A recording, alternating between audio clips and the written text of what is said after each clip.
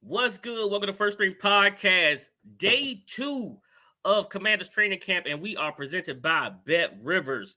On today's episode of First String Podcast, AGG retires, the defense wins the day, Dan testifies, and what position group are you watching for? Plus, we're going to cover a championship team versus a winning team. So you know how we do. We're about to get right into it. Let's get it.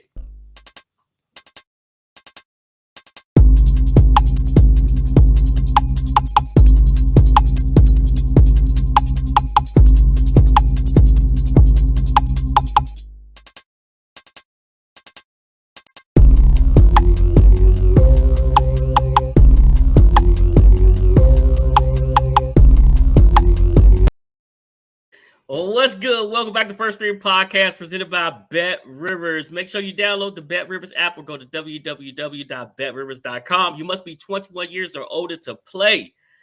Time to bring in the squad. Y'all know how we do. Let's get them in here. Amanda said if he wins the Mega Millions, he's coming to work the very next day. I don't believe it. You got that right, player. You showing up? Hey, as doing some of my research, you don't even get the money for 2 to 4 weeks. So I ain't got no choice but to go to work. Oh, man. Amanda, we always know is flexing. Hey, what's up, man? How are you? Hey, man, I ain't showing up on good faith. I'm just going to wait my 2-3 weeks to get my money. They can forget about it, player. Hey, but I got one question for y'all. How does it feel to be me? Oh, he flexing. He flexing. I told you always flexing. Hey, you hear the passion in the voice right now. What's good, Paulie? How you doing, man? Hey, man. See, that's your problem, man. You know what I mean? Don't get rich, bro. Be already rich, man. Hail to the W. What's going on, baby? What's up, how y'all man? doing? And we gonna bring in the one and only the Rooster. What's up, man? How you doing, Chris Russell? What's up, fellas? No, my guy, Rooster. Hey, man. I don't know if I can handle a double dose of Paulie in one day. Hey, look, man. Hey, look, man. Hey, we got the round mound of sound versus the brown hornet. How are you guys? Thanks for having me. We are doing. Hey, come on, man. We got to have your expertise up. Hey, as much as I give you a hard time, bro, you're an expert. You know that. You do give me a hard time. That's okay, though. Hey, it's checks and balances. It's called checks and balances. We gotta have it. I know. I'm gonna try not to filibuster the podcast, though, Paulie. No, no, that's what we do. We do. Yes. Hey, listen. I think Ant has somewhere to go today, so he may leave at a certain time. And Chris, for some unknown reason here lately, we've been having some great shows. We usually try to do an hour, but we've been touching the 2-hour mark. So if we go too long for you, you go whenever you need to go, man. Hey, look, we don't really care. I was gonna say I think I might not be able to make it that long, but I'll try and hang in there as long as I can. What was you about to say? We appreciate you, man. Hey, we don't really care. We know where Aaron gotta go, bro. You know what I mean? We already know. He got to go to his junior cowboy meeting. We already know what's going on, he man. was gonna say that, man. I know. I speak the truth. Let's check the chat. Hey, Drew, first in the building today. He beat Bruce Glass and Cal. Wow. Yeah, he beat. Hey, look. Hey, what'd he say? Got my Mega Millions ticket. Somebody else that's calling out, right? Bruce Glass in the building. What's good? Saying this for you, 28-3. What up, Cal, my guy? I just got one of those Mega Millions tickets like right before we started doing this, fellas. But, because I work in radio, I was only able to afford one. But that one is going to be my golden ticket, so I don't have to have Paulie yell at me every day on the radio. Oh, no. Paulie's still on your cell phone just for yelling. No, listen, that's all you need is one. That's all you need is one, man. Everybody buying 20 and 50. Oh, there's only one going to hit, man. All you need is one, man. And Cal said, how about the Mariners? He said, how about them Seattle Mariners? They doing their thing. How about them Mariners, man? 804. Cal's telling me, he said, we're late. We had a little technical difficulties behind the scene, Cal. Sorry about that. We was waiting on Rufio, man. You know how they go. Hey. And you got to be fashionably late. What's good, everything is not my fault. I mean, I kept asking. I kept asking Toothpick for the invite, and you know, it was like on the way from Tel Aviv, Israel, with Dan Snyder. Hey, it probably,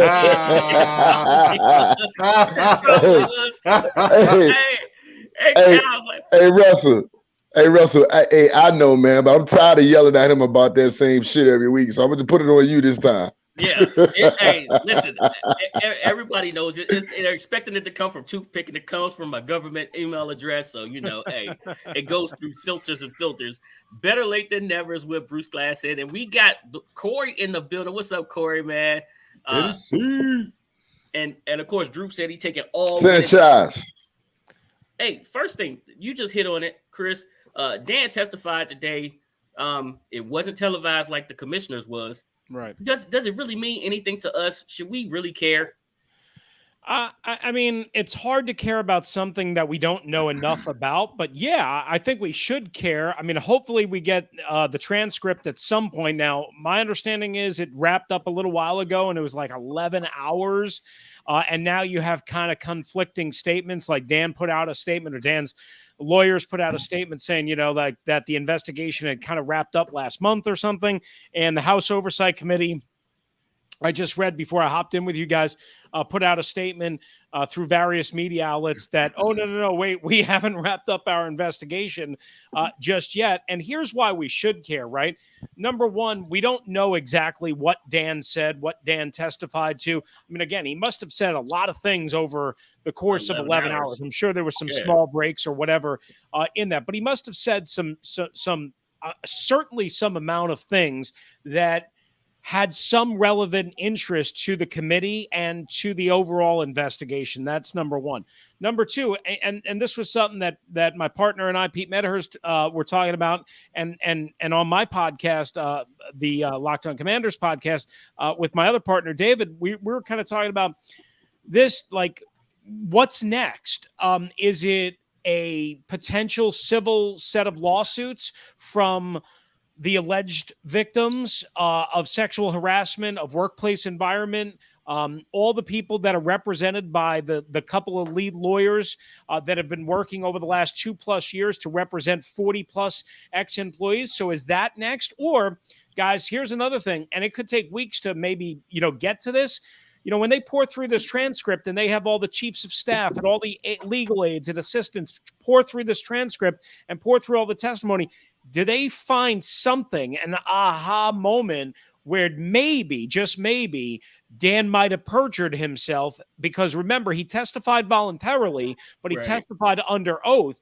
And that means if he said something and they can disprove it or prove that it's not true or prove that it's a lie, they could potentially bring him up on perjury charges. Again, I want to be careful. I'm not saying they will, but that might take weeks to kind of, you know, chip away at. So we might not hear anything for a couple of weeks, essentially. And then all of a sudden, out of the blue, they're like, bam. And I think that happened to Roger Clemens and Barry Bonds, not from the same committee, but, you know, 16 years ago or whatever it was, when they testified on Capitol Hill because of the baseball steroids. Remember, both Bonds and Clemens, I think, went on trial for perjury. Yeah, that was with Rafael Paparo. Yep. When he misremembered. Yes. He misremembered. Yeah, so you got to misremember when you don't remember. So what you're telling us is right when the Commanders make the playoffs and we're about to get handed that NFC East trophy, the SWAT team will be coming in to get Dan, because that's how long it's going to take. Yeah, the DEA raid for a second year in a row, right? Right. On a Friday when Ron is at the car wash. Oh yeah, right. All right. Why he's dreaming? It's crazy, but okay. 11 hours. Again, I don't know what's going to come out of this, guys, but here's what I know. Like, people say Congress, you know, they shouldn't be involved. I mean, I'll leave that for everybody. They didn't spend 11 hours. And I should also point out, this is not what we saw on February 3rd with the Congressional Roundtable and what we saw on June 22nd with Roger Goodell. That was not how it was, from what I was told by somebody on the inside ring. It was lawyers, it was investigators, it was, like a couple of the lead people. It wasn't like a gallery of 100 or so people firing bullets one way or the other at each other and talking about wasting America's time and gas prices prices and all that stuff like it was on June 22nd with Roger Goodell. So basically, this was a closed circuit, a video conference type thing. I'm sure they had, a good connection, sounds like, right, from Lady S in Tel Aviv, and we'll find out what happened. I mean, I can't imagine Dan said anything that crazy. At least I would be shocked if he said anything that crazy. What I'm curious about is how much did the questioning expand? Well, what we are damn, Chris Russell. I thought I could say a lot. What we're most excited about is not really Dan, but the focus to this point has been on the field play, and Dan's been over there overseas. Hey, but look, man, this thing went 11 hours. This thing went 11 hours. Yeah. They wasn't giving 5-minute intervals to every question, man. Or to every person on the committee. So it was a lot of filibustering going on. It was a lot of Dan doing a lot of ducking and dodging. It was a lot of him leaning to the left and leaning to the right, talking to his lawyers. You know what I mean? There was a lot of dancing around the questions. 11 hours, man. I mean, come on, man. You know how much you can get done in 11 hours? I mean, look, Dan been doing this since for a whole year now, man. Dan is like John Gotti, bro. He turned into Teflon Dan, man. I mean, look, he avoided being in front of the whole committee, in front of the whole world, on tape, you know what I mean, on TV. He avoided all of this. So basically, he could come out and say, it's his word against their word right now. I don't care what the transcript say. No, I don't know. What I'm saying is, I understand that. I understand. That's what I said. I know there's a transcript, but he can say, no, this is not what I said is not how it's being interpreted. You know what I mean? So Dan is smart, man. I was wanting to I'm starting to gain more and more respect for Dan. Hey, Dan's on the run eating. I'll tell you, man, he one more charge for being a black man. I'm telling you. Wow. Hey, but then I also think man, it kind of speaks to, he may have been vacationing, but he probably was being asked every question possible to be game prep for this. It was no surprise to him that it could take this long. So you can't leave any stone unturned. So if you are a billionaire and you have the opportunity to go away and be prepped in every way possible, it sounds like that is a lot of what was really going on. So when you come back, it makes that sitting before the jury that less testy. His game plan was to draw it out, man. Did you hear the last committee? Now, like I said, like Mr. Russell said, it wasn't in an exact committee form, but you still had some of these people asking the questions, man. A lot of people was asking some of these questions to Roger Goodell. I was thinking, like, man, did y'all even do your homework on this case? Because the question you asking is like kind of asinine, what you asking Roger Goodell. So I'm telling you, man, this was Dan's whole game plan to drag this out. Look, he's dragging it out anyways. Why wouldn't he try to wear them down with these questions, man? Avoid.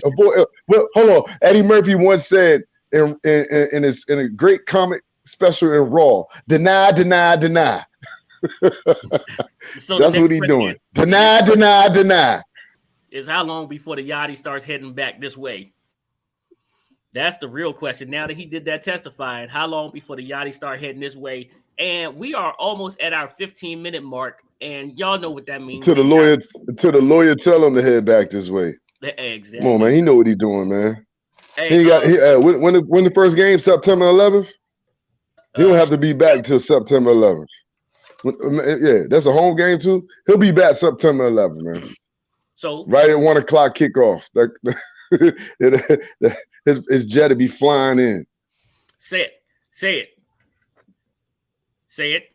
Did he freeze? He froze. Say it is froze. Hey, man, I don't know what Said doing, man. Just go. What's going on? We got his game. Hey, yeah, he's frozen. We got games.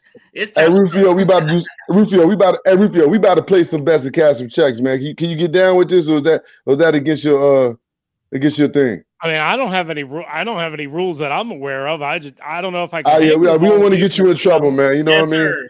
We don't want to get you in trouble, man. You know what I mean? We can't break up you and Cuz Pete. Well, You know I mean, listen, I probably should just watch because now that I think about it, because of another affiliation with another thing on my podcast, I probably should stay out of trouble so that I could, so that I could keep filibustering, all sorts of things. So how about this? I'll just watch and smile. All right, how about that?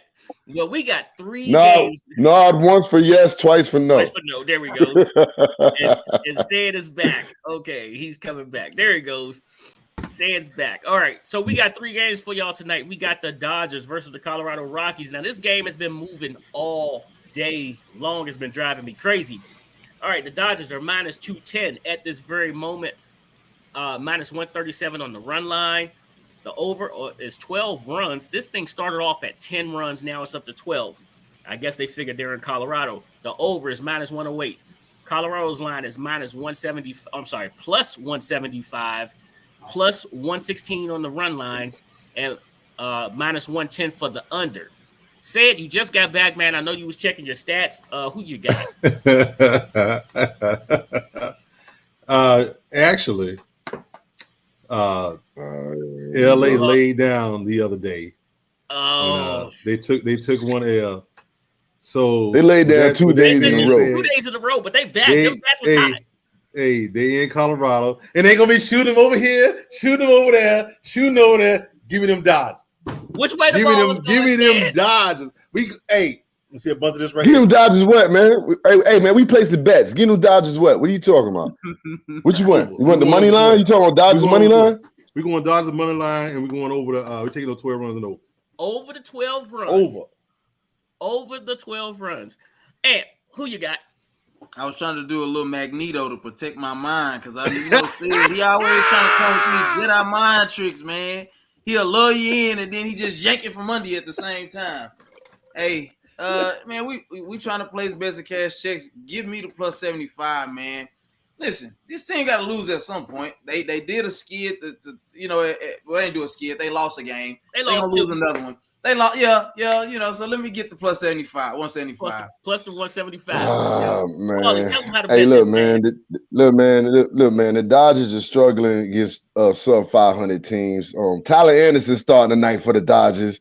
You know what I mean? Former Rocky. You know what I mean? They knocked him out the park the last time they played him. You know what I'm saying? They're playing in Colorado. You know what I mean? Really, I'm leaning toward the Rockies plus that 175. You know what I mean? Or a good bet is the run line too at plus 116. I'm definitely taking that over, man. It's supposed to be like I'm definitely gonna take that over. So even plus with the Rockies is good out there. Me personally, you know what I mean? I like the bigger return, so I'm gonna take the money line of plus 175, man. Plus the 175. See, the Rockies at plus 175 is a great value pick. Now, earlier today, that line was a little lower, so somebody knows something good, and a lot of money's coming in on the Rockies. So I'm rolling with the Dodgers, and I'm going to lay the y'all going to lose y'all money. I'm going to lay the 1.5. Me and Cal going to be cashing checks, man. My man Cal. Shout out Cal, man. Hey, KDub_15 on Twitter. He didn't even put his in there. He didn't put his in there. These are all good. Yeah, he did. It says 28-3. That's 28-3.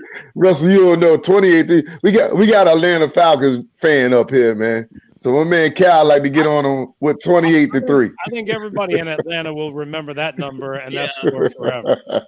Bruce said take the Dodgers in the under. The Falcons have never been the same since that moment, right? But you know what? Never. In Georgia, it was 3rd and 26, but we just won a chip, so that's out the window. I'm gonna see that right there. Droop said Colorado money line. Buckeye Nation said Colorado money line. Warpath, watching baseball is like watching. Okay, Corey. Hey, look, man, we can't see that stuff. So if you're gonna read what he said. I want to laugh too. Oh well. Hey, don't worry, Rufio. I treat them the same way I treat you. So now you know I don't discriminate. Listen, I was never worried about your tactics, Paulie. Just like you, afterwards they yell at me too.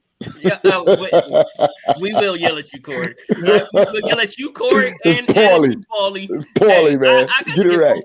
Listen, all right, next week we got the Texas Rangers. Go to the next game, man. Hey, last week, Paulie was talking so damn much, and I was running out of time, and I was getting aggravated. I just had to yell, "Shut up!" No. Say it like you said. Shut up. No, say it like, I love that. Say it like you said. Shut up. I've been going around my house telling people that, Rufio. Shut up. We got the Texas Rangers. Come on, go. At plus 195 on their win line, and their run line is minus 113. They're playing the Los Angeles Angels, and the Los Angeles Angels are minus 235. And their run line is minus 108. Now, this is a 7.5 over under here. The over is minus 107 and the under is minus 112. Of course, you know what just happened to Mike Trout. He has that back injury. Shohei Ohtani, they're talking about trading this guy as well. The Rangers. Are you about to place a bet? Yeah, the Rangers are you about to place a bet? Babe. Okay. Hey, Paulie, you up. Get it. Tell us which way you I'm up, Paulie. Hey, listen, man. Is Ron Washington still doing cocaine? No. Okay. Look, well, give me the Angels at the run line at the minus 1.5, man. At minus 104, man. 104. What is 108 now? 108. Whatever it is, man. Give me the Angels, man. The Rangers suck.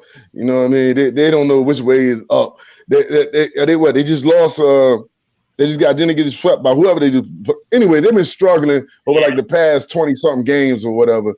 You know what I mean? So give me the Angels, man. Ohtani's pitching tonight. Ohtani's hitting tonight. Ohtani's catching tonight. Ohtani's playing first base tonight. Ohtani's at second base tonight. Ohtani is everywhere tonight, baby. It's Ohtani. What's up? It's Ohtani, not Ohtani. Hey, man. Hey, the butcher is coming. Yeah. The butcher's coming, man. Hey, who you got? Hey, I tell you, Russell, it's called checks and balances. Not too much, Paulie. Not too much, Paulie. Now, this is why I got to point something out to y'all about Paulie now. Now it's plus 20 more for this win line for the Rangers than it was for Colorado. This would have been the perfect time to place your bet and cash a check. But he goes with the win line for the Angels. Don't make sense. I went with the run line. I went the run line. You want the run line. Get it right, man. Give me the win. Yo, both these teams suck. Angels got Ohtani. And we bang them up. Pause. Give me the win line plus 195 and give me the over. Win line. Hey, man, both these teams suck, man. They just got Ohtani. You know what I mean? That's it. So that's the only reason why. So I'm not going to pick money line, any of that. I'm going to go with the run line. That's all. It's easy. It's all good. Man, I as well will be going with those Rangers with their plus 195, and I think it's going to be under. It's not going to be over. It's going to be a close game. The Rangers is overdue. They've been in and out of certain games. This is going to be a close game. I think the Rangers going to hang on to win this game, though. Give me that plus 195. Paulie, I'm rolling with you, man. I'm going with that run line. Both these teams suck, man. Angels. I just don't trust the Rangers, man. The Rangers, once they win like 3 or 4 in a row, get you believing in them that they're coming around, then they just go do something stupid like lose to the worst team in baseball. Or hang out with Ron Washington. I can't miss it. Hey, look at his ring. Look at the ring. Look at his ring. Our last game. He looking at a lot of rings. Our last game before we jump back into our Commanders is this. We got the Cubs. We got the Cubs. We got the Cubbies. Yep. The Cubs. The Cubbies. Win line is plus 123 with a run line of minus 175. And we have an over-under set at 8. We'll get there in a minute. The Giants are minus 148 on their win line, and their run line is plus 145. Plus 145. The over is minus 108. The under is minus 110. Over minus 108. Under minus 110. Say who you got? Man, I don't like neither one of these teams. Actually, it's almost like flipping a coin. I don't like neither one of these. Let me ask you what you like. But you know what? I seen a little life in the Giants.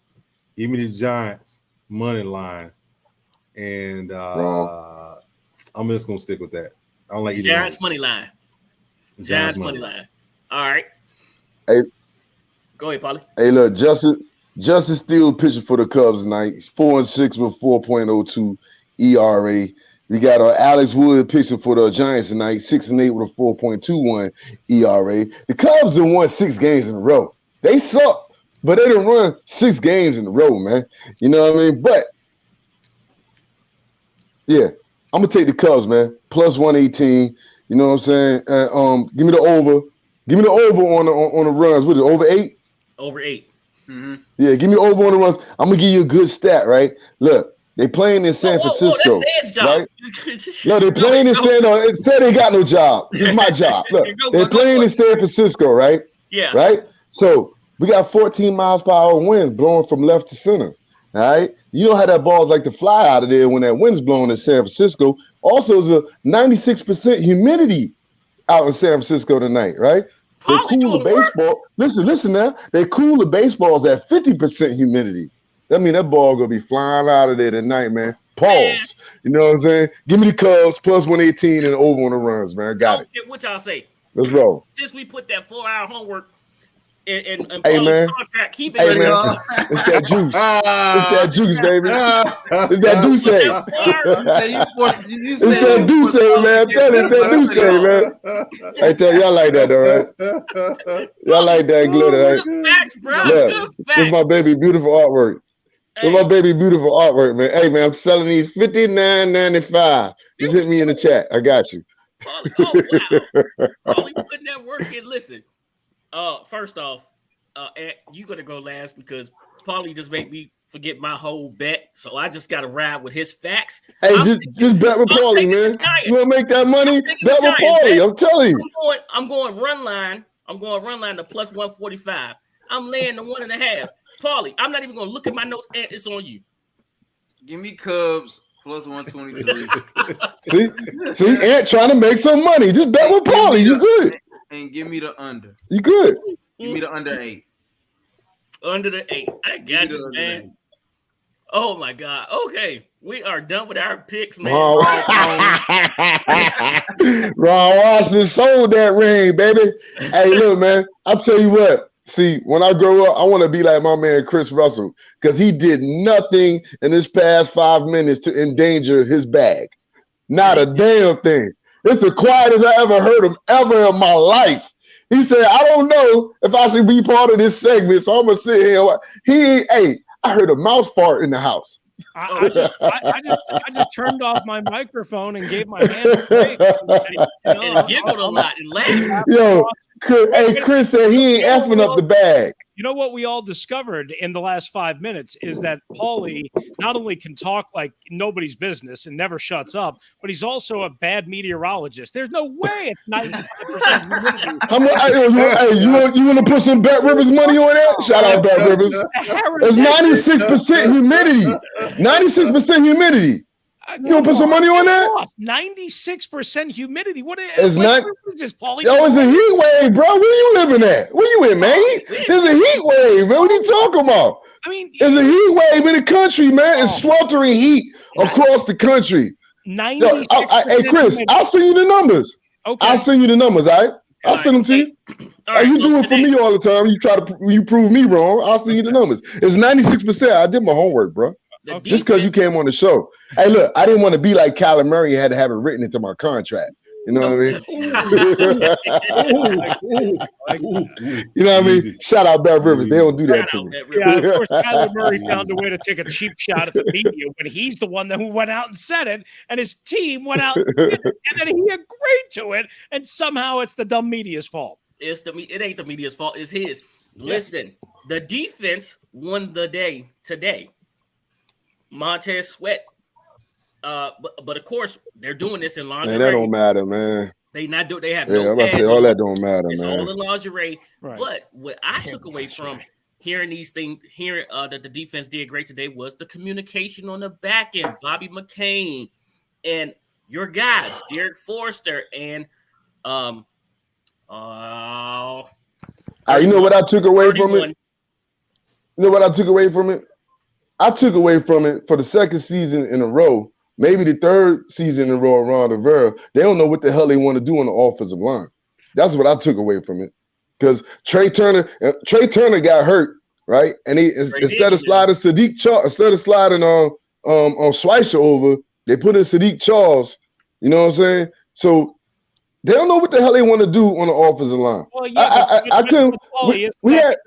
Hang on, Paulie. Isn't that because Schweitzer and I haven't been there, but Schweitzer, I believe, is playing center, right? He's playing center. Yeah. You don't have cousin Chase Roulier, or you don't have Tyler Larson. So I mean, normally Schweitzer would be the right guard if something happens to Trey Turner. And I mean, obviously, those two can eventually battle for the starting spot. I mean, I personally see Turner starting and Schweitzer being, maybe. I mean, I think Roulier would be fine for week 1, but Schweitzer being the top backup for the left guard, center, and right guard spot, and Trey Turner eventually starting. At least that's what I see. I could be wrong on that. We'll see what happens, but ultimately that's how I kind of projected. So I don't think it's like a major deal on day 2 that we saw Sadiq Charles get snaps and get some. It is a major deal. You know why? It's a major deal? Now, you might be right with what you're saying about your lineup, but it's wrong, though. You know why you're wrong and right at the same time? And it didn't matter on day 2 because day 2, old-ass Trey Turner got hurt. We signed this dude off the scrap heap late in free agency. You know what I'm saying? That he wasn't supposed to be coming in to start. Yeah, Sadiq Charles, like you said, both the centers was hurt. You know what I mean? What the hell is going on with Keith Ismail? We ain't talk about it yet, but AGG retired, right? You got Keith Ismail and you got Sadiq Charles. All these 3 dudes was in the first draft. And now you telling me Sadiq Charles should have been starting from the jump anyways. You know what I mean? If Schweitzer got to move over to the center, he should be first up anyways, right? But why would you have to move Schweitzer over to the center if you drafted a damn center? Schweitzer should be just playing guard, and Keith Ismail should be stepping up into rotation and playing center, and should be actually pushing for a job.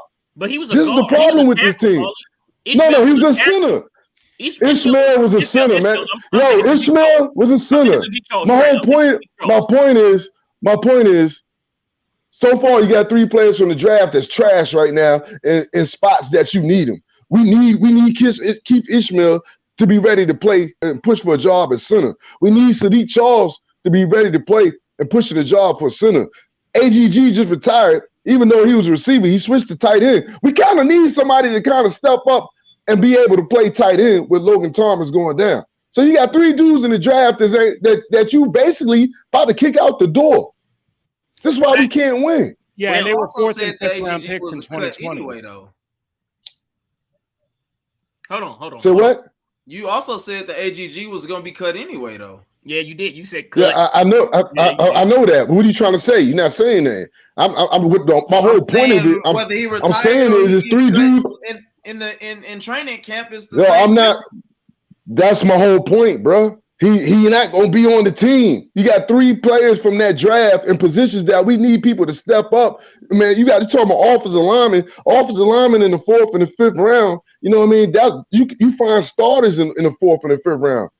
Offensive lineman is not like a cornerback or a wide receiver. You know what I mean? When 4th and 5th round picks, they long shots really to make the team. 4th and 5th round picks for offensive linemen after 3 years, they should be ready to go. That's what he's saying. Now you got old ass Trey Turner in there. Trey. No, that was in the first draft. Them 3 was in the first draft. You got Trey Turner there. Trey Turner's old, man. They only have 2 years of NFL experience right now. Two practices, and he hurt because he's old. Come on, man. And not in pants. That's gonna be the beginning to our end this year. Is that offensive line?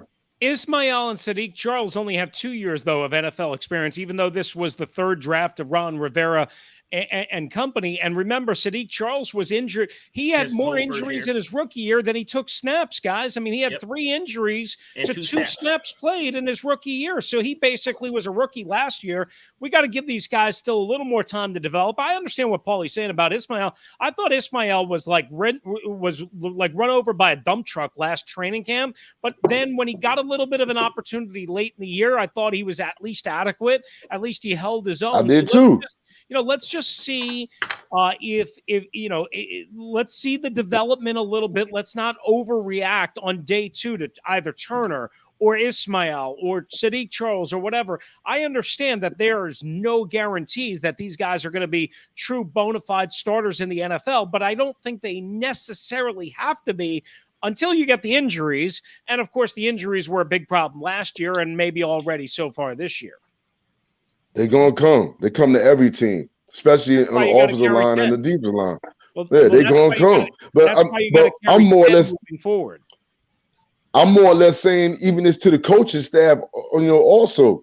I don't care if you bring Trey Turner and he played for you before. Man, this dude is old. This is not building a team. Put Sadiq Charles in there and let him roll with it. You know what I mean? Or move Schweitzer back over there. Or move Schweitzer back over there. You got Schweitzer and Norwell at your guards, and you got Keith Ismail in them. Let them roll with it. Give these guys their opportunities. You know what I mean? Stop bringing in these old dudes.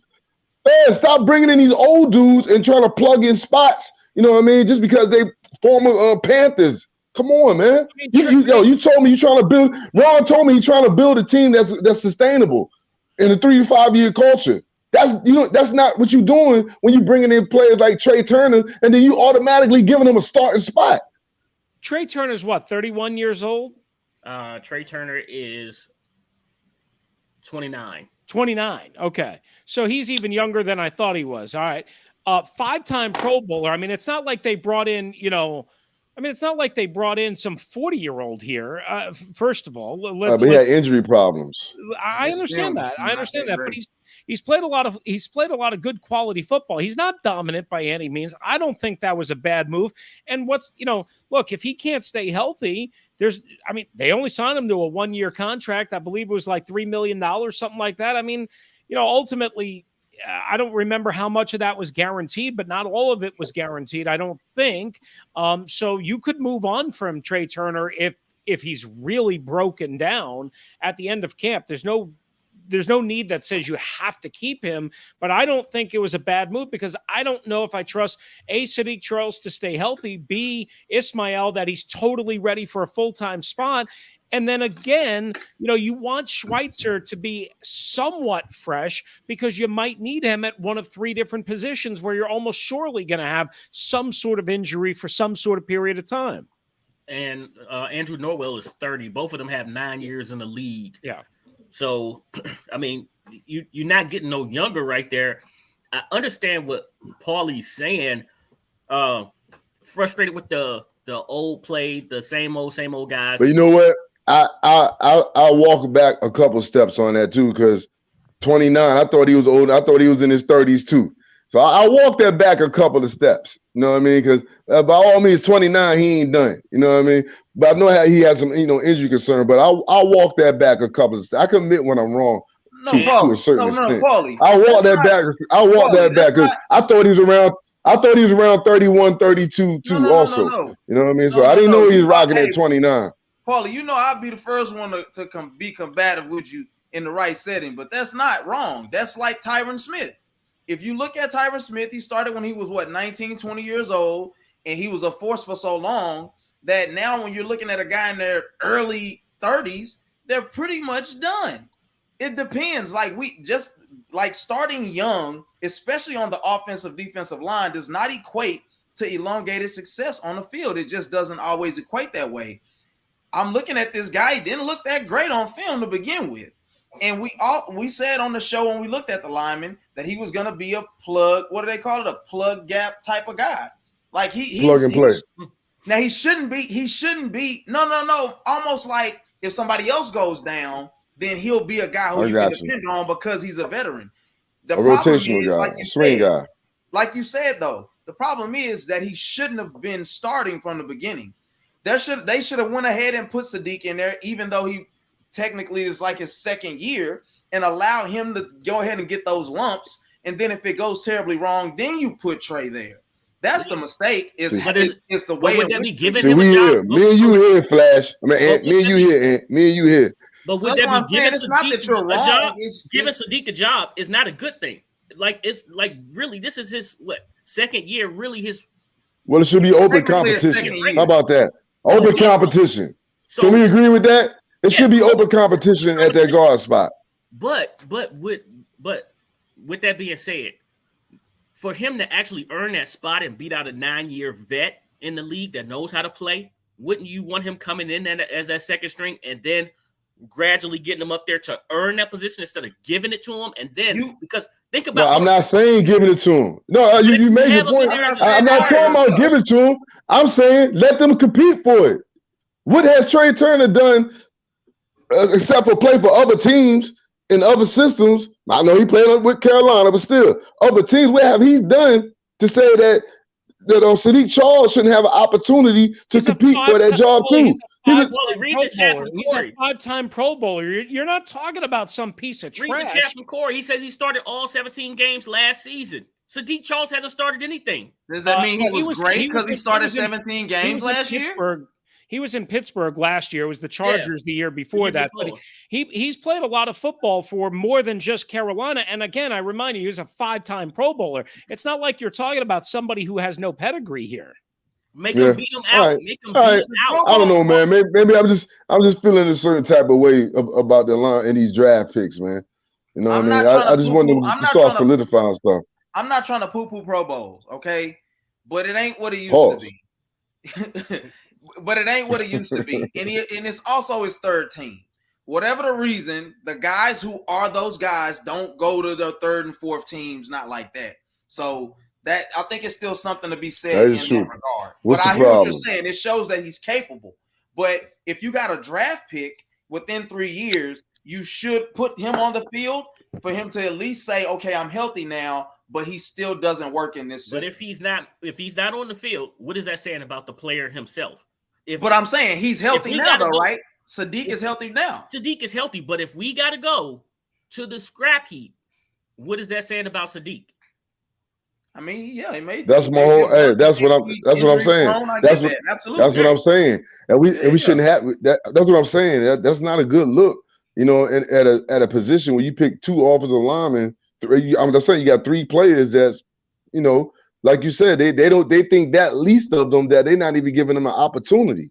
They're bringing in people off the scrap heap. And remember, how all of this happened is because we had to make some cap space because we signed Wentz. So we had Eric Flowers there where he's still under contract. We had to cut him. So again, it all lead back to the quarterback, which we need because getting back to today, you know, the offense did stretch the field vertically versus the defense, but the defense won the day because they communicated better. So my question to y'all is, how does the offense bounce back tomorrow? Paulie says it all the time. Practice is where you make the mistakes. That's where you're going to learn. So this is going to happen. If anybody had no fist fight, it ain't got real yet anyway. So, you know what I'm saying? They got a long way to go. It's early. You know what I'm saying? Like, the best thing is Wentz getting some solid snaps so that he can get acclimated to this team. You know what I'm saying? And letting these young guys get in there and at least see if they can keep him upright for 17 games. Yeah. I mean, you know, I'll say this. I mean, there was at least the one encouraging throw to Dotson over, from Wentz after a tough start and after a tough day. I'm not super worried about it, guys. I mean, first of all, 2 days into camp, we know we're not game planning or anything like that. Right. We know that it's a new system, and that's something. I mean, I'm more concerned about, Wentz's ability to master the offensive scheme and terminology so it's like second nature, and it doesn't take 10, 11, 12 weeks because even I was talking about this earlier today, like Brady, when he went to Tampa, right, as good and as smart and as great as Tom Brady is, it took him 10, 11 weeks to really, really master Bruce Arians' system, right? Everything, not only the terminology, but, the checks and the different option routes and the different ways they called things and the different ways they read things and all of that. This is what I worry about more with Wentz than a turnover on day 2 of camp. And he did have one of those, today where it went off of K. Full's hands and into Cole Holcomb's arms, for a pick 6, right? I'm not that worried about that. I've seen a lot of terrible quarterback play in Commanders, Washington football team, Redskins training camps, right? And sometimes you get really good performances out of the gate to start the year, and sometimes you get but there's been times where guys have been terrible, and then all of a sudden they're ready to go for week one, right? So I think we read too much into what we see in shorts, no contact, helmets, and shells. Let's see, at least in the preseason games, when you can touch the quarterback, what we get out of this guy and what we get moving forward out of this offense. And we know at this time of year that the defense is usually ahead of offense anyway. Yeah. Offense is going to take a little bit more time to gel, a little bit more time to get on the same piece of paper. Who knows how much passing they Wentz did with the wide receivers during this offseason. You know, a lot of times these guys get together and they run routes. I mean, you know, just run routes just so you can see their speed, what they like to do, where they like to turn at. So it's going to take a minute for the offense to catch up. Defense, you know, in some ways, a lot of defense is plug and play. Unless they change the system, then they have to start with But your defense is usually ahead of offense at this time anyway. Hey, we talking about practice. We talking about practice. That's what you're We supposed talking to about practice. Not the game, but we talking about practice. Practice. We talking about practice. Come on, man. This is just practice, man. Come on. You talking about the defense won and Sweat beating Cosby? Oh, come on, man. This is practice, man. We know Cosby get ready to play. We know Sweat gonna be ready to play. They gonna be ready to play, man. This is practice. So to go, we just like you say, Russell. We getting ahead of ourselves. I know. It's the second day of practice. You know, we all been waiting all year long for football. You know what I mean? They got the helmets on. They got the Guardian helmets on. You know what I mean? The whistle is blowing. I know we excited, but we talking about practice. You can't take nothing from that, man. I do worry a little bit. I mean, even Jacksonville, guys. Over the injury. Even Jacksonville's going to come in with a pretty good pass rush, right? They just drafted the kid Walker, number one overall out of Georgia. They have rookie. He's a rookie. Yeah. He's a Bulldog fan too. I know, but they have Josh Allen. I mean, like they're going to face, like, people think Jacksonville and Detroit are going to be pushovers. Not us. I do not think they're going to be pushovers, especially with, again, a new quarterback, new system. We the pushovers. Everything.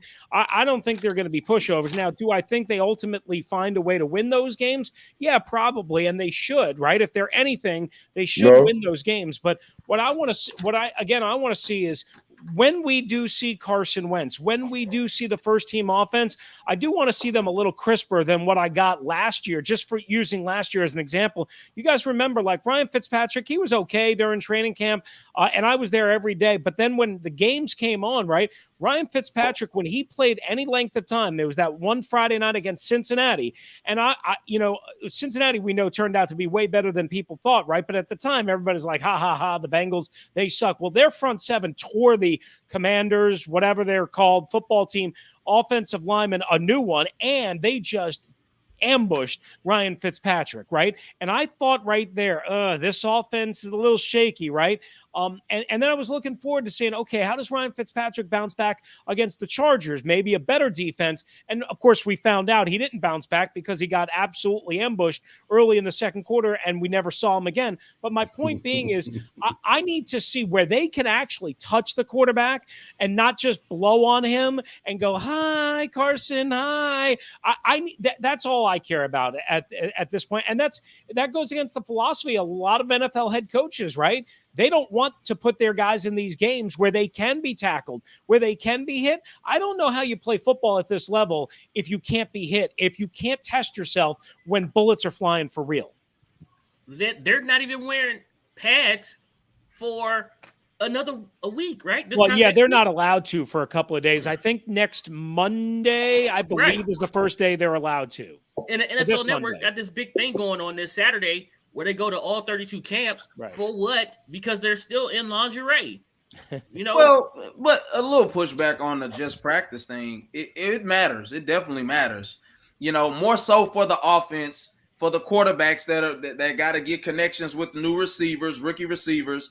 These are the guys that struggle the most coming into this league. The offensive linemen that we were just talking about, it's gonna matter, but it's just the fact that Listen, man. It matters. It definitely matters. I'm not saying practice don't matter. Carson Wentz needs live action. where it doesn't equal him getting hit just yet. I promise you. He needs to be able to go through reads and know, okay, they close, but they ain't going to hit. That matters. I hear you, man. Yeah, you're right. It all matters. It does matter. But what I'm saying is practice matters. Practice matter. But who winning, the offense won today, the defense won today, that doesn't matter. Looking at it in that aspect of looking at that aspect, who won the day doesn't matter. Looking at the aspect of Carson Wentz throwing a touchdown pass or throwing an interception doesn't matter. They putting in work. What matters is when they start lacing it up for preseason and playing these games and getting going for the season. What's going on now is it's practice. Yeah, it matters. But for us judging or having a certain feeling about the offense won or the defense won, that doesn't matter, man. That don't matter. We're talking about mental reps, right? And we're talking about building momentum, right? Yeah. That makes a big difference for these guys to get out here and start feeling like they actually can do something. Listen, a lot of these teams that are going to be in the playoffs and that are going to vie for a championship are going to start getting it in their head that they can do it right now. I'm going to tell you something else. Look, I'm just saying. This practice where it's not game plan for, the practice where it's not game plan for, look at it like an open run. If I can just dog you one-on-one without a coach telling me to draw up a play, imagine what I'm going to do to you when I got plays set, right? That's what I look at it as. So when Cosme gets beat, or when that tight end gets beat by Montez Sweat the way that they did, you got to respond the following day. You got to understand what you did wrong, go back in your room, see what you did wrong versus one of the best pass rushers in the league, or a good pass rusher in the league. No, bro, that don't matter, man. You're coming out there to work, man. Exactly. Just to say the defense won, for you to come out there and say the defense won, now what are they going to do tomorrow? What the offense going to do tomorrow? That shit don't matter. The offense don't matter who won. They just out there practicing, man. He ain't going back to the dorm thing like, man, what I got to do tomorrow to get right and get my fundamentals right to beat Montez Sweat. Nah. He going there and he running the plays, he getting his work in, and they getting ready for the season, man. Well, it don't matter. It's just practice. A reason. Practice when you making mistakes at. Practice when you get beat at. Practice when you do everything wrong at. So it don't matter for you to come out here and say the defense or the offense won. It don't matter. Everything you just said. Move on to the next subject, man. Damn. All right. It don't matter. It's just practice. Toothpick, now you know what I got to deal with every day, right? No, we deal with this all the time. He's been dealing with it longer than you, Rufio. We've been dealing with it for a very long time. I'm actually enjoying seeing Paulie tee off on somebody else besides me. Hey, Rufio. I've been in HR many of times. I've been in the HR office many a times, bro. Oh, man. If I could add just this real quickly, suspended it all. The whole Cosme Montez Sweat thing. I mean, I don't want to make too big of a deal out of it. Again, I didn't see it firsthand, but here's why it is something to keep in mind. A, because of all the issues Montez Sweat had even before the injury and the tragedies and the COVID and whatever last year. We know he's got a lot more left in the tank. That's number one. That's a good thing. Yeah. Number two, he's going to get 20 sacks. Here's the more important thing for me. Cosme, his weakness, guys, as we know, is pass pro, right? I mean, we saw it early last year. We knew it coming out of Texas, and he struggled to stay on the field. So what I need him to do, for me, number one, stay on the field for more than 9 games. That's number one. Number two, I need him to get better as a pass pro guy because teams, as we know, have, as the shift became dominate at left tackle, right? Because teams would line up their best pass rusher on the right side of their defense. Teams built their left tackle. Okay, then teams started switching. Hey, if I can't beat you on that side, I'm going to try and beat you against your right tackle. Then teams started over-investing in their right tackle, right, to counter what defenses were trying to do. Well, defenses are still trying to get you from both sides, obviously. And to me, a guy like Cosme, right? And again, I don't want to make too big of a deal out of it, but a guy like Josh Allen, if he gets around him a couple of times in week 1 against Jacksonville, you never know. It could lead to a fumble. I mean, Wentz fumbles all the time, right? It could lead to a fumble, a turnover, and a loss that you weren't expecting on one play. One play could change the course. One missed block, one one time you get beat, it could change the course of not only an entire game, but an entire city and the mood and the atmosphere and oh my God, now we have to win against Detroit. Yep. Hey, or Targanian steel sharpens Targanian steel. All right. And come week 1 against Jacksonville, being Montez Sweat been kicking his ass all summer, he's going to be ready to go. Hey. That's what I'm saying. That's all I'm saying. So at the end of the day, there's no point in saying who won and who lost. Well, Targanian steel sharpens Targanian steel, unless it's dragon glass. Are you saying Targaryen? Targaryen steel. You know what I'm saying? Okay, I know what the butcher coming, man. Yeah. The butcher coming. AGG retired this morning in day The butcher coming. Day 2. AGG retires. This was the guy that we said cut. You know, he was going to struggle. He was going to struggle to make the roster. I said it. Cut. Right. You know, nothing bad could be said when a man knows he's not going to do it. He can't do it. You know, good on him for recognizing it, and he go back to school and get his education. And we already know he's a genius, man. The dude solves a Rubik's cubes in like 30 seconds or so. Man, look. He knew he was going to get cut. That's all there was to it. He wasn't feeling the move to tight end. He tried as much as he tried to hype himself up to do it.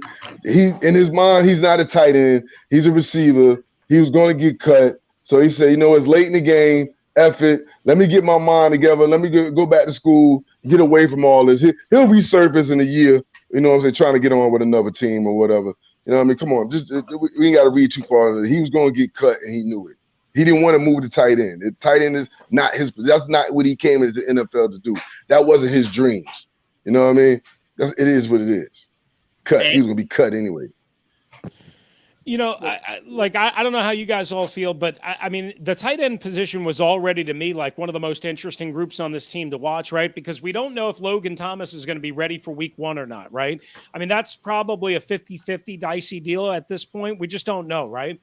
But if Logan Thomas is ready to go week 1, how many tight ends can you take? I only have them taking 3 when I did my roster projections, pre-training camp. And that was going to mean basically John Bates is obviously assuming Logan is ready to go, right? Logan, John Bates, and then I would assume Cole Turner, the 5th-round rookie out of Nevada, would be number 3, right? But he would be in a battle under the original prism with Sammis Reyes, Curtis Hodges, undrafted out of Arizona State, who's got a lot of talent, and AGG. Now it's one less body battling for that 3rd spot, assuming Logan Thomas is ready. Now, if Logan Thomas is not ready and he's got to go on season pup or IR, or if they've got to carry him and they know he can't play because it's going to be a week or 2, but he's not ready and they don't want to put him on one of these lists, then they might go with 4, I guess.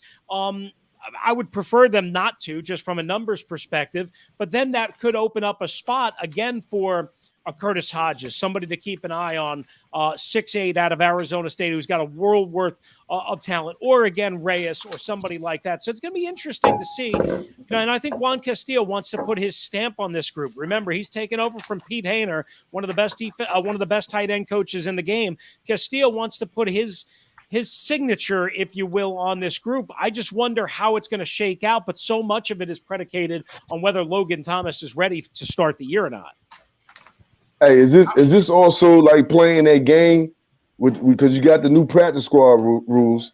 Like you said, 3, because I'm agreeing with you in 3. So you're talking about Reyes and maybe Hodges. They still could be on the practice squad and be pulled up on game day.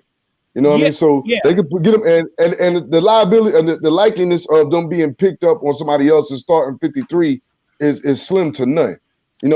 Barring injury, but slim to none. So they could just be playing that practice squad rule game too. Right. You never know how those claims and those waivers are going to work out. Like you said, injury, what have you. And if somebody had their eye on, say, like a guy like Hodges, right? I mean, he clearly went undrafted, so enough people didn't like what they knew and saw about him. So let's start there. But maybe a team had a 7th-round grade, and they just said, you know what, we got a slightly higher grade on this, player, so we're going to bypass here. But maybe they snatch him up if they see him available. I'm just shooting it out, and I'll I'm agreeing with you though. I'm just saying that's the tactics they use in thinking. Situation. I was going to ask that question. Yeah. My next question actually went into hold on, wait. Did either one of y'all have anything on AGG? I wonder it seemed like, especially with Logan being on, injured reserve or whatever, I wonder how much he actually really cared to go through whatever it was, because it seemed like this would have been an opportunity for him going from, having experience and then going from receiver to tight end to be able to make AGG? Yeah. AGG? Yeah. Oh, okay. Yeah, wondering how he could,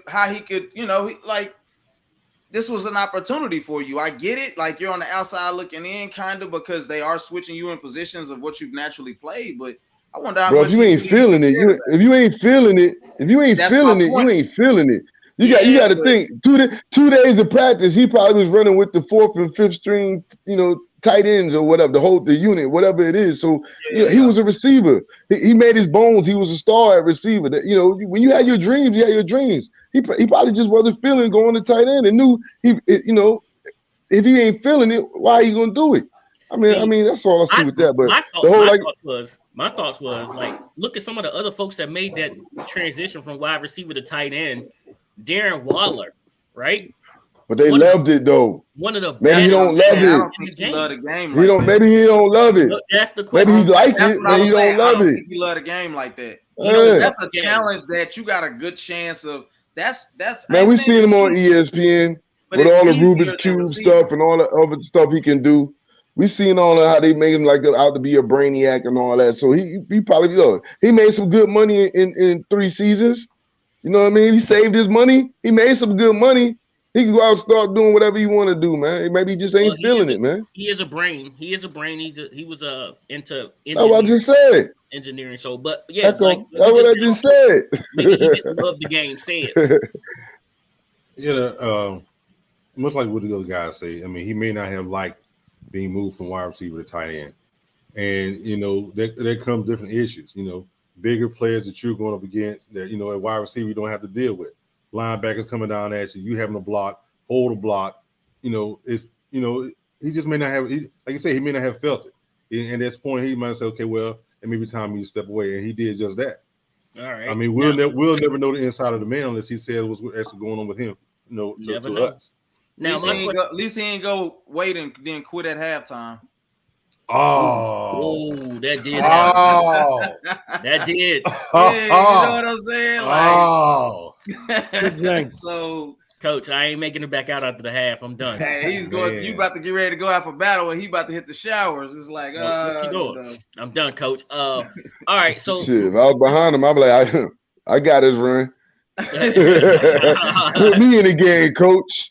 Hey, I just got some. Oh, let me get me a grandpa out the door. Yeah, let me get me an orange slice real fast. It's time to go. Hey, what position groups are y'all watching? What battles are y'all eager to see take shape and form once we get deeper in the training camp? Are there any true battles as well? I want to know from y'all in the chat as well. I'm gonna ask you, Russell. Are there any true battles?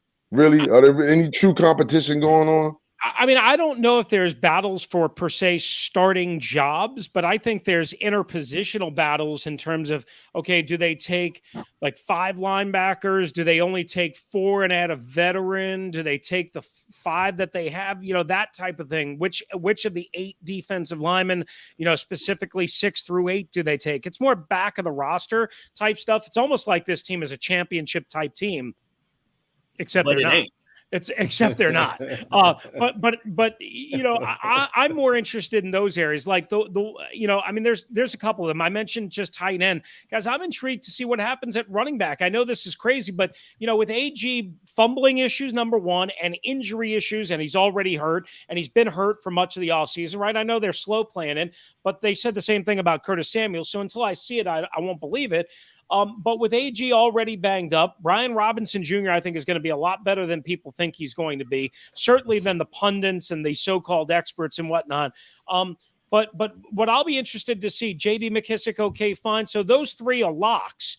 But I think it's going to be interesting to see whether they take a 4th running back, number one, which I believe they should. Number 2, who that 4th running back is. Is it Jared Patterson, who played last year, or is it a guy like Jonathan Williams, who I've been impressed by not only last year in a couple of doses. Practice squad. What's that, Paulie? Practice squad. He one of them guys. He one of them guys they could put on practice squad because Nobody's gonna pick them up in their 53. I mean, and you can bring them up on game day if you have to. Same thing for Jared Patterson, right? Jared Patterson the same way, yeah. You know, and I don't remember all. That's what I'm saying about that fourth running back spot. Okay, that's what I'm saying about that fourth running back spot. I understand that, but we're talking about, you know, like what position battles we're talking. We're not talking about what can help out, you know, the league. We're talking about who makes the initial 53 on this team. So that's just one position group that I'm kind of curious about. We talked a little bit about the offensive line, right? Well, guys, what about this? Think about this, right? What about at corner and safety? Like I had 11 defensive backs on my initial camp roster going forward, right? 6 corners and 5 safeties. And, you know, is a veteran corner, and I know it's not a big name, but a guy like Corn Elder, who played a little bit last year, is he on the outside looking in for the kid Holmes, who they drafted in the 7th round out of Oklahoma State? I like what I've seen so far out of him. I think they like him. Christian Holmes, I think he's going to make the team, but I mean, I can't say for sure, obviously. And then like a 5th safety, is it a guy like Apke or is it a guy like Jeremy Reeves? And I know these are numbers and, you know, like, got you roster spots 45 through 53. But I mean, if they're going to tell me that, you know, pretty much all the starting jobs and most of the top depth jobs are filled out, which I would agree with, well, then I got to look at something. I got to look for, you know, spots 42 through 53 on the initial 53 and see what we get there. And these are the battles that I'm looking at. My thing, what I'm saying is how many people on the practice squad? 12, 11? 14? Yeah, okay, I think it's back down to 14 now that COVID. Well, what I'm saying is over. Yeah, but they haven't. They still got the same practice squad rules they've been having since COVID. So my whole point is not just the 53. You got to count that 14 in there because you could pull these people up on game day. You could protect a player. You could put a player on protection. So it's not just the 53.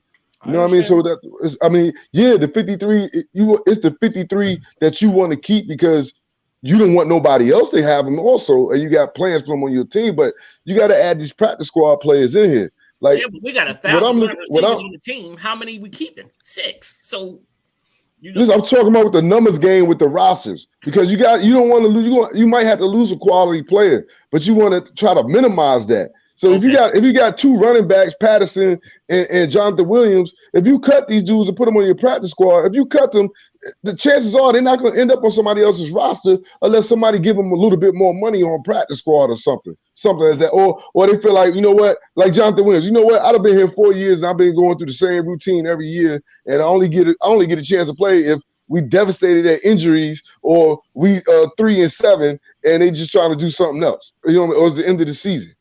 But the whole point is you got to count these dudes, man. That's all I'm saying, man. You can't just say it's 53 because they're going to mix and match. Or how many, like Russell said, they're going to keep 10 offensive linemen. Well, suppose they want to keep 11 offensive linemen. You see what I'm saying? Or they have to keep 11. If you keep 11. No, listen, you're taking it too literal. What I'm saying is suppose they want to keep something extra at another position, they can use this practice squad as a method of doing that. Because you got 2 people right here, you don't need 4 running backs. Do we really need 4 running backs that's on a roster where we can have 2 more in the practice squad? And if somebody get hurt on a Thursday in practice or something, I can protect this dude because I know he's coming up on Sunday to play. That's what I'm saying. You know, they playing these games with that roster also. But that's here though. We talking about you was talking about positions. I said O-line earlier. I'm watching D-line, and I especially want to know who's going to get their first crack at the defensive end spot for Chase Young? Because I don't think Chase Young is going to be ready by week 1. It's going to be Hill Williams and Shaka Toney. You know, me personally, I like to see Shaka Toney up in there because out of the 3, I think he gives them the best pass rush. And what we really want out of Chase Young, a pass rush. You know what I mean? So I'm really watching the defensive end spot and your man Mathis from Bama. I'm watching Mathis because hey, he got some big shoes to fill as that 3rd tackle. You know what I mean? Ioannidis and Settle, you know, they was unsung, but you know what? They were some solid players. You know what I mean? Automatically, he's a rookie. I know he's older, but he's a rookie and he's coming in and he's replacing not 1 but 2 solid players. You know what I mean? So I'm looking at this D-line. And I think that the most solidified but the most important is going to be quarterback. And I think it's And it ain't him versus anybody. It's him versus his psyche and how he's gonna progress through this, because he's a mental midget. He's not the strongest. He proved that. Hey, now, pause, man. Pause. Hey, man, listen, we gonna talk. Hey, man, chill out, bro. Chill out, man. Chill out with that. He a mental midget stuff, man. He good, bro. A lot of quarterbacks go through what he go through, and a lot of them don't. You know what I mean? Come on, man. Don't feed into what the media's saying, man. I ain't feeding into nothing. I've just watched this. Just feed into the media saying, bro. Wait. Feed into the media saying. He had 27. He had 27 touchdowns. We got the media. He had 27 touchdowns. He had 27 touchdowns last year. Ollie, stop taking shots. Stop taking gratuitous cheap shots at the media, huh? Hey, bro, come on, man. Hey, no, I'm not taking cheap shots. A lot of the media is saying that. I'm just speaking the truth. And a lot of the media is saying that. He saw, man. Come on, bro. Stop with that, man. The man an NFL player, bro. He was put in a bad situation. You know, did he react the best? Did he react the best way to it? No, he didn't. But look, come on, man. He had a solid year last year with the Colts. Start with this, because they lost the last two games. He was playing defensive end and linebacker and cornerback and safety too, right? Come on, man. Stop with those. So he good, man. I'm tired of hearing that, man. What position you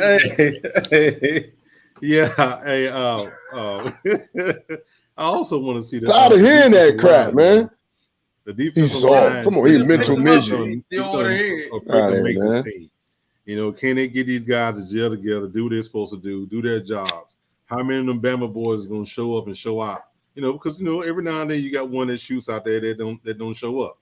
So with the defensive line coming in and making the other team's quarterback get rid of that ball faster, it's going to help the cornerback, it's going to help the safeties, you know, at the same time.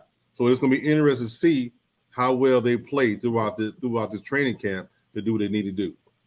Defensive line for me. Defensive line.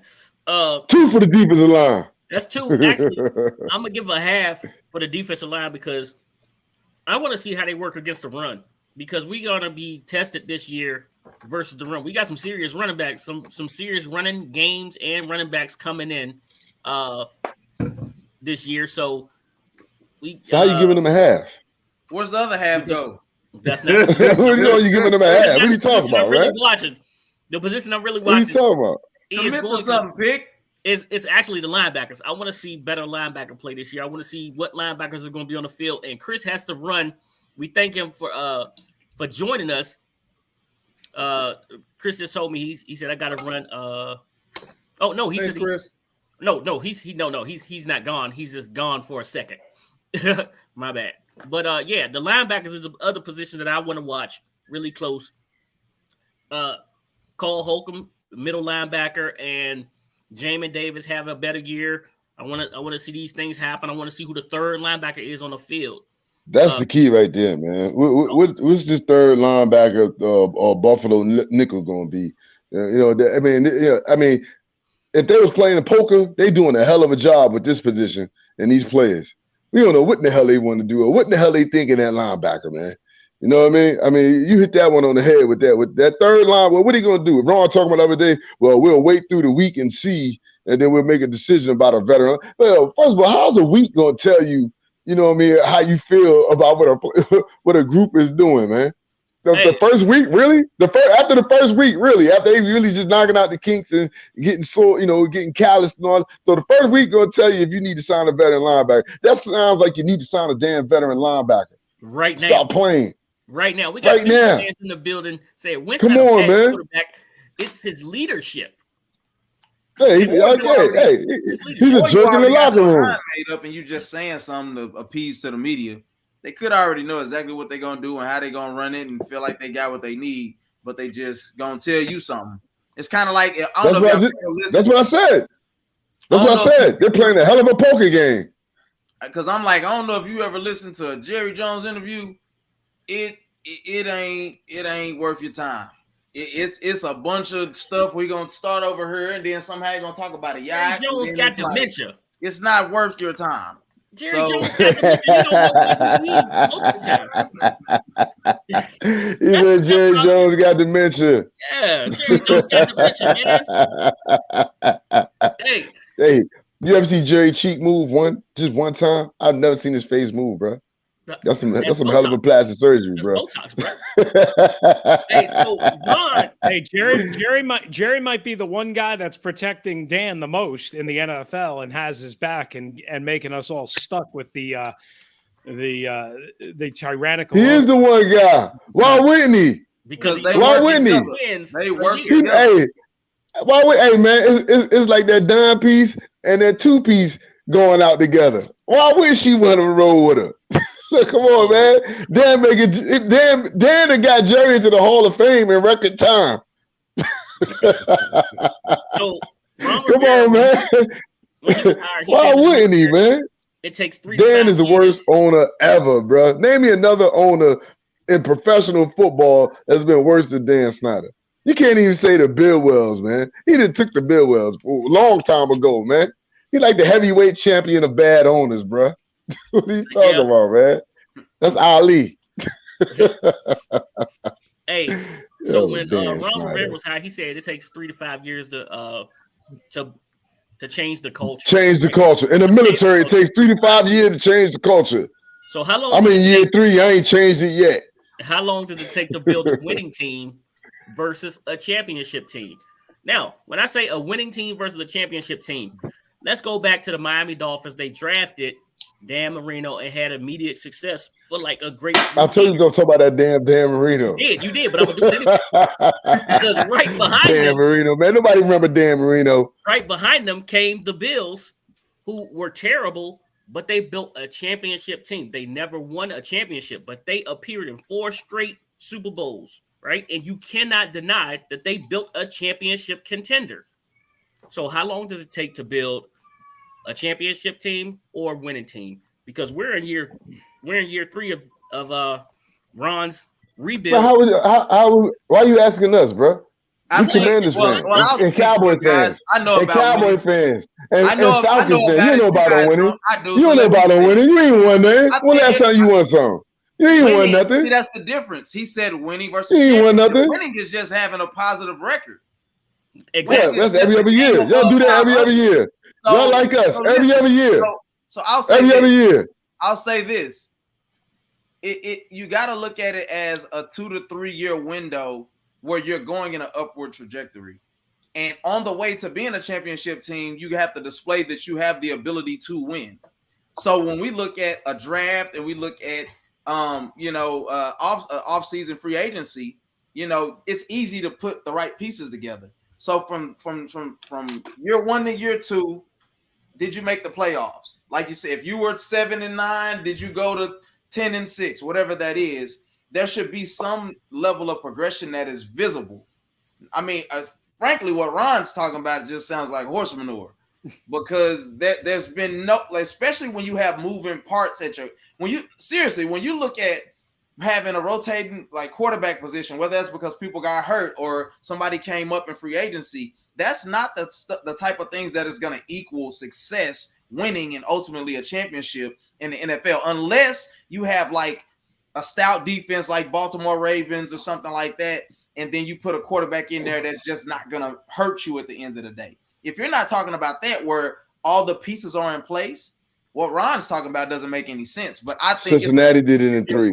When you talk about winning, Cincinnati did it in 3. What'd you say, sir? Cincinnati did it in 3. Russell, correct me if I'm wrong. Zach Taylor, what's this? His 4th year? This is his 4th year upcoming, but that was his 3rd year. So Cincinnati did it in 3. Well, 2 to 3 years. But here's what I would say, right? Is I think like part of the reason why Ron went as aggressive after Carson Wentz as he did was he looked at, okay, for 2 years, I told you guys we had to build the roster. We had to support the quarterback. We had to build the and they feel like they mostly did that, right? And there is some evidence of that. I mean, we can poke holes at certain guys, certain positions, what have you. But for the most part, it's not like they're totally bare at any one position group. So then he's like, okay, then I've got to be over aggressive in getting the quarterback because I can't go through the carousel of 4 quarterbacks like I did in 2020 and really almost 5 if you count Montez was a hair away from playing in the playoff game, right? I can't go through the 3 quarterbacks I went through last year. I've got to have one guy, one primary guy that says, hop on my back, boys. I'll take you to where you want to go. I'll be a stabilizing force. And their point is, look, we should have enough support around Carson Wentz that he doesn't have to carry a grand piano, maybe a baby piano, but not a grand piano on his back to get them where they want to go. Like he had with the Colts with Jonathan Taylor. Say it. Well, A little different, but yeah. I mean, every team's got a couple of good players. Yeah, they do. I mean, much like Chris said, I mean, to build that team is going to revolve around the quarterback itself. If you're going to start with what kind of quarterback you have in the position to win those games. I mean, you can go back and look at Kansas City. You can go back and look at Buffalo. You can go back and look at any one of these teams can be even the Chargers.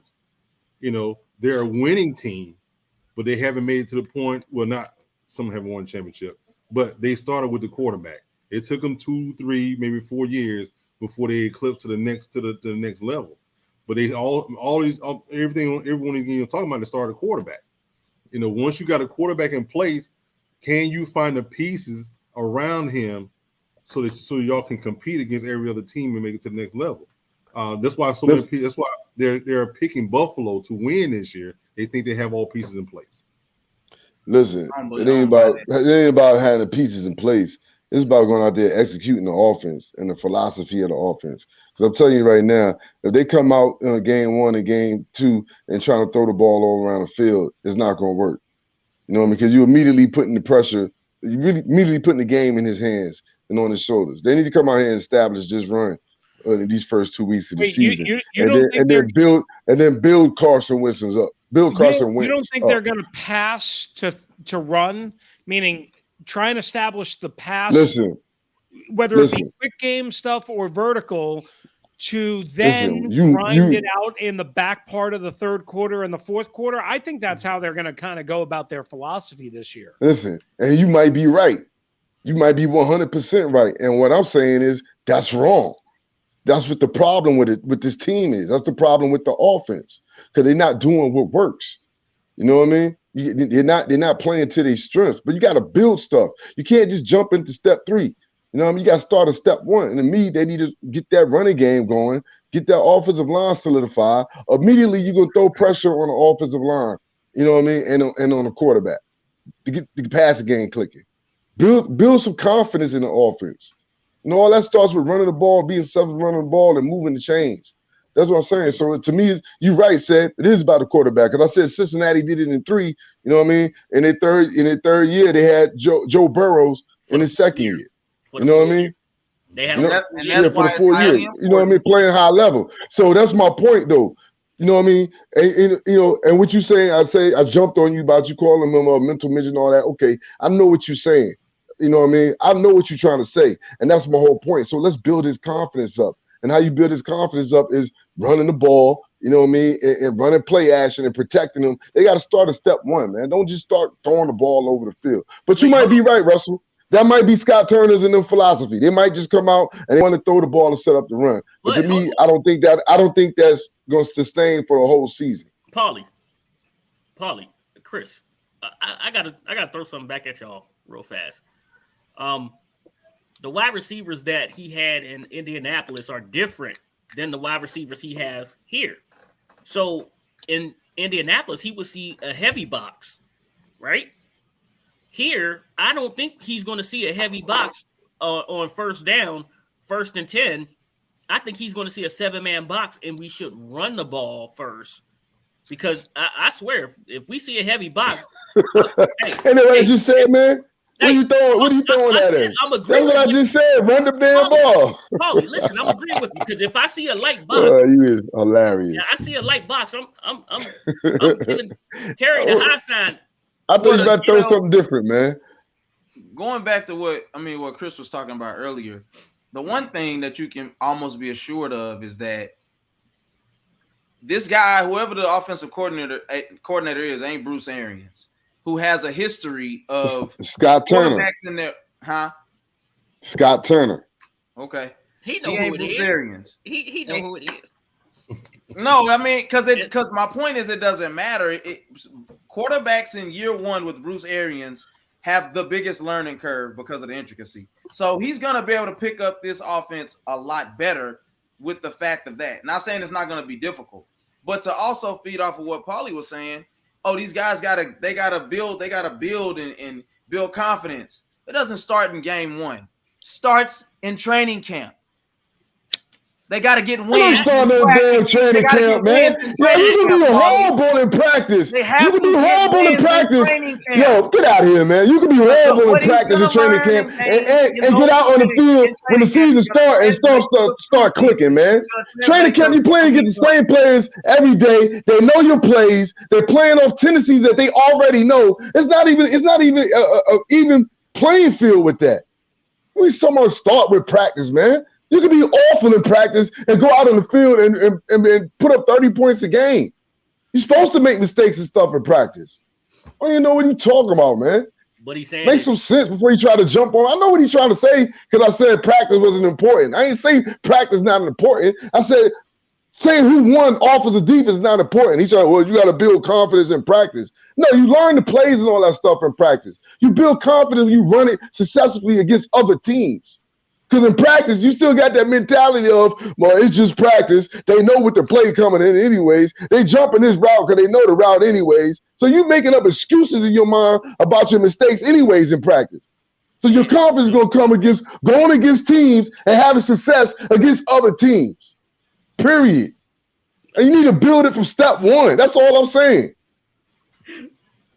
Okay. You might be right, Russell. Like I said, Russell might be right. They might throw to pass the ball, but to me, that's a mistake. And I asked Chris Russell before you cut him off, I said, do you think they could sustain that for the whole season with a pass first and run second mentality?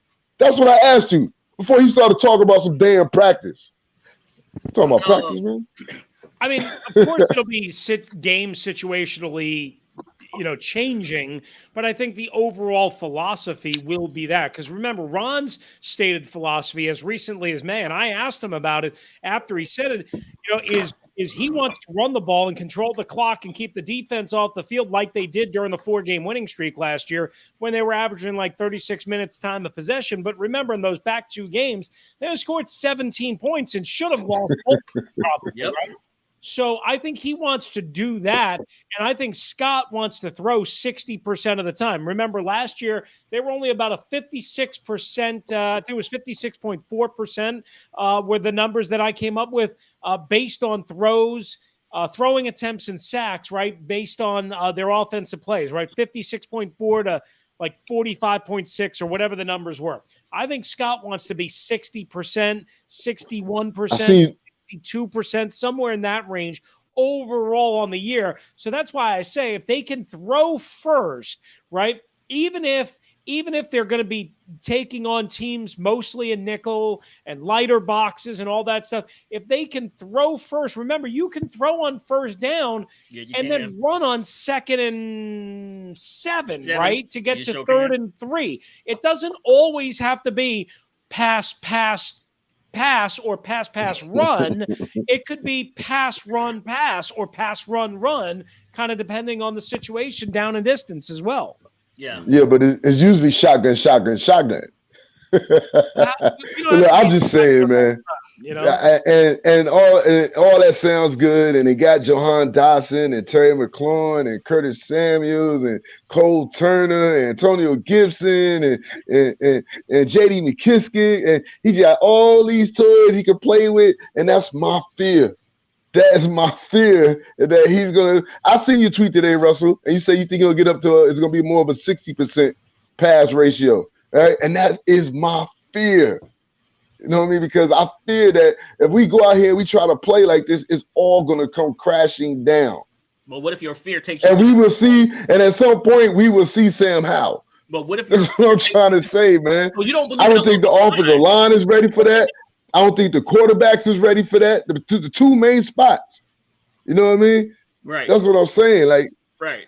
Right. That scares me. That scares me. Paulie saying, and it took me an hour and 30 minutes to get to what Paulie's been saying all day. Is he does not trust our offensive line as of right now, and maybe this is why some of these people have us projected to win 3 games, and I still have it. I cannot wait for us to win 4 games because I'm gonna tweet. It only took him 8 months to finally figure me out.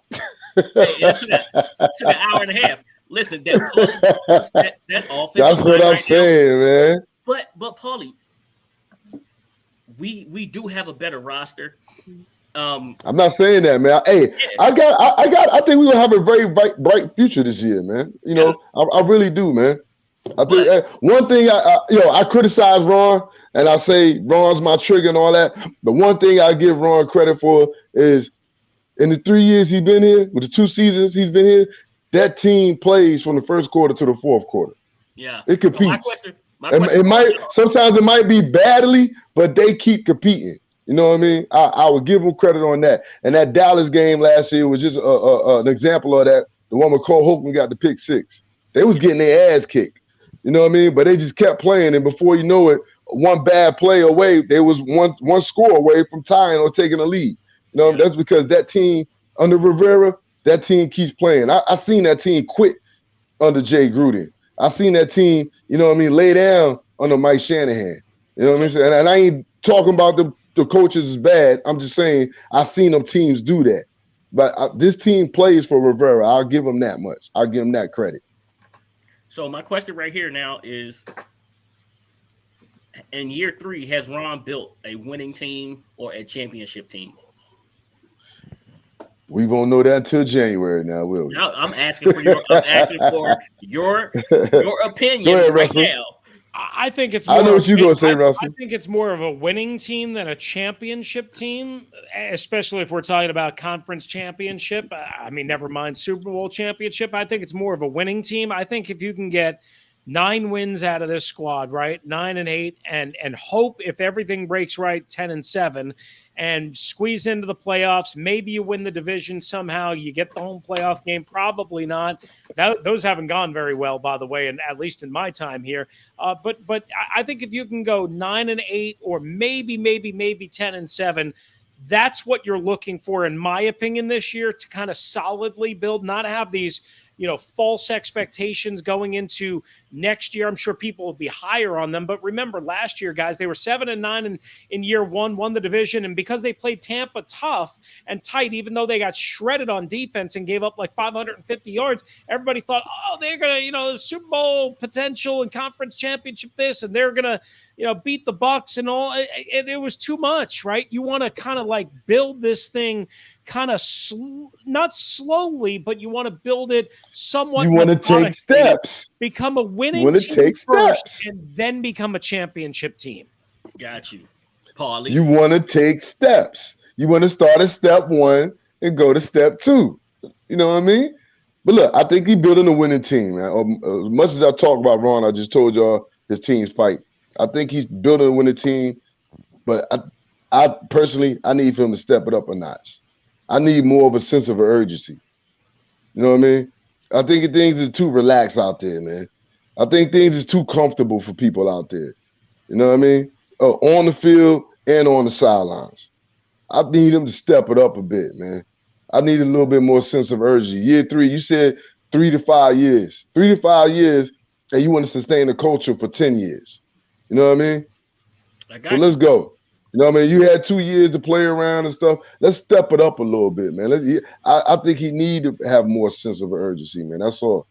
Step it up. I'm looking for 11 wins. You know what I mean? This is a 17-game season now. Let's get 11 wins, man. I don't see why you can't. You said you made the move to say we was a quarterback away. So let's go. Let's go. Say it. Yeah, I mean, like I said, it goes back to what I said earlier about those teams making it to the Super Bowl. It revolved around the quarterback. Yeah. The quarterback is going to be the piece that's going to push you over. You got to have pieces around him. Y'all have put pieces in place around him to make him better. Wide receiver, running back, offensive line. Tight ends. Some tight ends. So now you have your quarterback. Can he gel enough to do what Ron wants to do to make y'all successful, make y'all a winning team first, and then a Super Bowl team? Has Ron, because I mean, like you said, this is what Ron said. I mean, this is not the media making it up. This is not, we never pulled it out of the air. He said 3 to 5 years. This is year 3. Yep. Hey, Russell. Put up or shut up.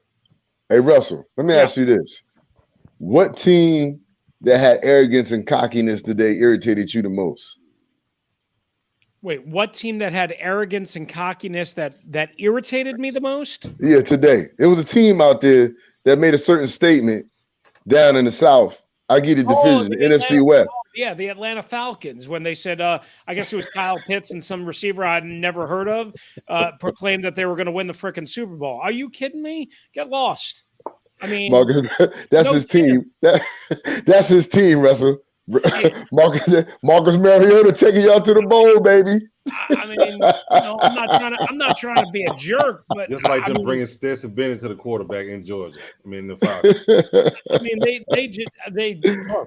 mean, they're way worse than they were last year when they actually overachieved. But see, this is what I had. I'm glad to see my man. See, this is the problem I have with Falcons, right? The problem I have with Falcons is you have talent in places that you can see without having to go across country, and you skip past it. Those same pieces you need, a la center retired, you had a center on the board. You skip past that center and went and got a tight end who had a broken foot all year and offensive lineman. Don't get me started on that. That's another thing. You also took a linebacker who was a quarterback at first and said he the best thing smoking. When you got a monster in your back, you know what? Never mind. I'm done. Who you talking about? Who's in the backyard? Never mind. Who's the backyard? N'Kobe Dean. Oh, yes. So you wanted to take N'Kobe Dean. You went over here and took a dude from North Dakota State. You still talking about N'Kobe Dean? Russell, yes. I've been hearing this since April, man. All year long, player. All year long. Matter of fact, you should have heard these two on draft night. N'Kobe Dean. And the Steelers show up in Atlanta. I can't wait to George Pickens and the Steelers show up in Atlanta because they should have picked him as well. He wants the Atlanta Falcons to draft every Georgia Bulldog. Hey, draft somebody else substitute. You ain't got to draft everybody. Draft somebody. Don't jump past somebody. You got an opportunity to take right there that spot. Appreciate you, Chris Russell, man. We appreciate you hanging out with us. I said Kuiper, folks. Yeah. Hey, Rufio, man. Hey, Rufio, this was fun. Rufio, this was fun, man. Hey, no, I mean, we keep it light.